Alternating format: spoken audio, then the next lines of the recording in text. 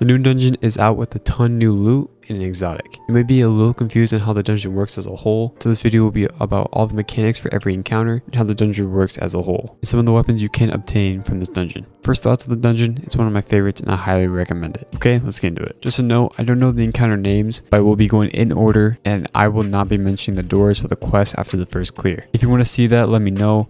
But there will be a lot of videos on YouTube where they're going to be going more in depth into it. But here's a quick summary. There will be glowing enemies here and there throughout the dungeon. Make sure to kill them for dark ether. And throughout the quest, you'll be able to open tier 1 doors, tier 2 doors, and tier 3 doors. These are scattered throughout the whole dungeon. With these doors, you'll be able to pick up bones for the quest as well. Finally, it will tell you to complete encounters to get wish glass. This quest is basically the same throughout the dungeon and has 9 steps, which tells you to get more of the currency every time. So you're going to be running this dungeon a lot to complete the quest. For the start of the dungeon, you will spawn into a snowy mountain. Navigate up to the first part of the peak, and once you cross a bridge, you'll be at the first boss encounter. This encounter will have a Scorn boss, which will introduce you to the mechanics of the dungeon. The boss will be immune for a bit and will teleport you and your fire team into a death cage. The way to get out of this cage is to shoot all the taken eyes around you. There will be 3 every time. If you shoot them too slow or too late, you will die in the cage. These taken eyes will be very important throughout the dungeon, so keep that in mind. Once shot, you will hop out of the cage, and once you do that, you want to look for a Scorn totem. This will have a taken blade in it. With this, you want to stand next to it until it's cleansed. You will know when it's cleansed when it goes blue, makes a sound.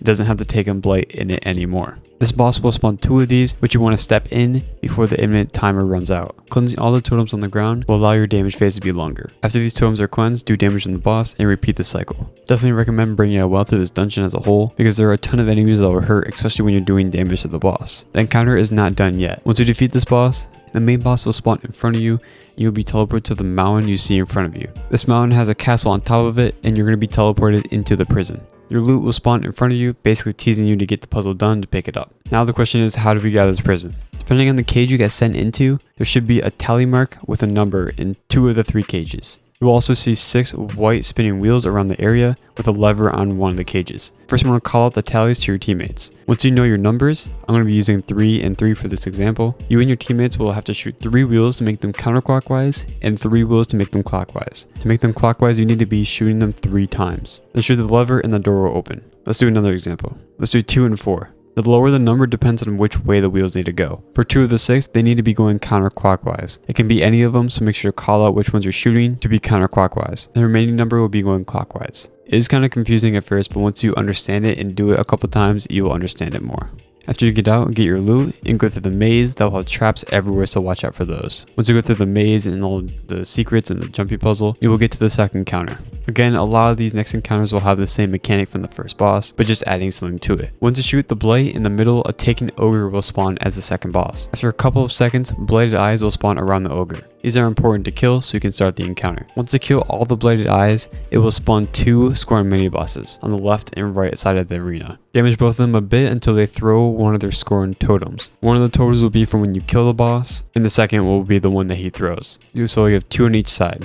This will benefit you greatly to get to damage faster. Once you kill both or get close to killing both of the mini bosses, the whole area will become a blizzard where you will start to get a stacking debuff called Biting Cold. Before you worry about this cold, make sure to step into the same Scorn totems you saw from the beginning encounter. After stepping into the traps and cleansing them, on the back of the arena there are multiple torches you can sit next to, get shelter from the storm. This will get rid of all your stacks of Biting Cold. Once you get as many Scorn totems cleansed as you can, there will be balls of fire spawning in the middle. They will be highlighted so you'll know where they are. You bring these towards the boss and place them on the 4 pillars on the left and right side of the boss. If you didn't get enough fireballs, then you will have to repeat this process I just mentioned. And to get a guaranteed 3 or 4 balls to spawn, you want to get all 4 totems cleansed before the imminent wish timer goes away. Once you get 3 of the 4 balls deposited, make sure to stack up on the last one since these pillars will be damaged. You will need to stay within the circle of the fire to do DPS. You can leave, but you only have 5 seconds of the buff until you need to go back to the circle to do damage. You will have a timer on the left side of your screen telling you how long that fire is going to last until you need to rotate to the other fires. So you basically have 4 damage phases in this encounter.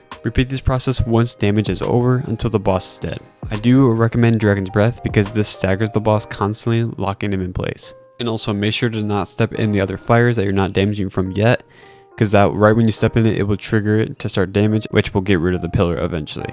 After this, grab your loot and start going to the top of the castle. When you're going to the last encounter, you will be faced with some jumping puzzles, so just keep that in mind. There will be some strand grapple points around the arena when you're doing the jumping puzzle, so just keep that in mind so you can use strand if you want to, just to get around easily. This last encounter has basically everything we mentioned before from the last encounters, from the mechanic wise, but just one more aspect added into it. This boss will have multiple damage phases, which are small at first, then when you get to the end it is 3 consecutive damage phases. First, the boss will spawn Blight Eyes again. Once these are dead, they will spawn 2 Scorn mini bosses again, which once killed, they'll drop these Scorn totems. Then you need to cleanse. Make sure to wait for both of them to throw the little Scorn totem before you kill them to spawn 4 Scorn totems to extend your damage to the maximum. Here is where it gets different. Once you step into the Scorn totem, to cleanse it, it will automatically spawn 2 Corrupted Hex Drinkers per side. This will give you a debuff called Hex of Vengeful Corruption for 15 seconds. And to get rid of this, you need to punch a Corrupted Hex Drinker that is glowing white. And once you do this, make sure they don't hit you back because they'll automatically give you that debuff back. Then you'll have to punch them again. So just try it and jump away once you punch them once. After the Scorn totems are cleansed, it will be damaged for a short window depending on how many totems you cleansed. After this damage, you will move up to the next phase. And this is if you got past the health threshold. If you didn't, you just stay there and get past the health threshold. And once you do, then you move on. Repeat this 3 times with a smaller damage phase while going higher on the floating debris. After these 3 rotations, you want to jump onto this circular debris next to you and you will have 3 full damage phases. One where you're at, where you just jumped up to, and you just keep circling right until the final damage is done. I think if you shoot the Blighted Eyes next to him during these phases, I think it will extend damage, but not completely sure on that though. Keep repeating this until the boss is in its final stand, and once he is, he'll teleport you and your teammates up on top of the castle. Then you just need to damage him until he's dead.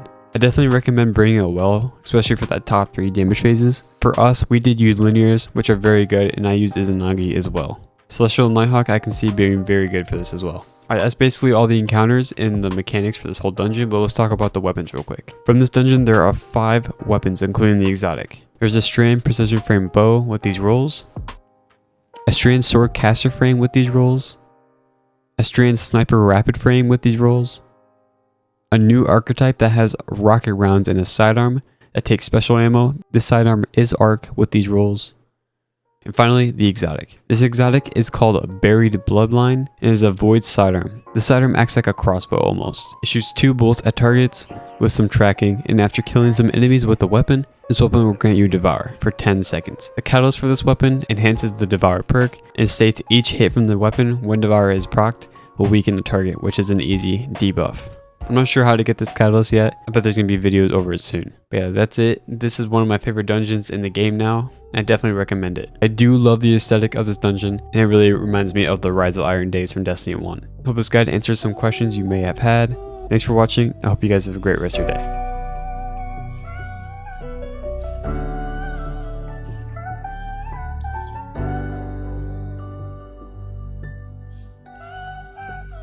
AKZ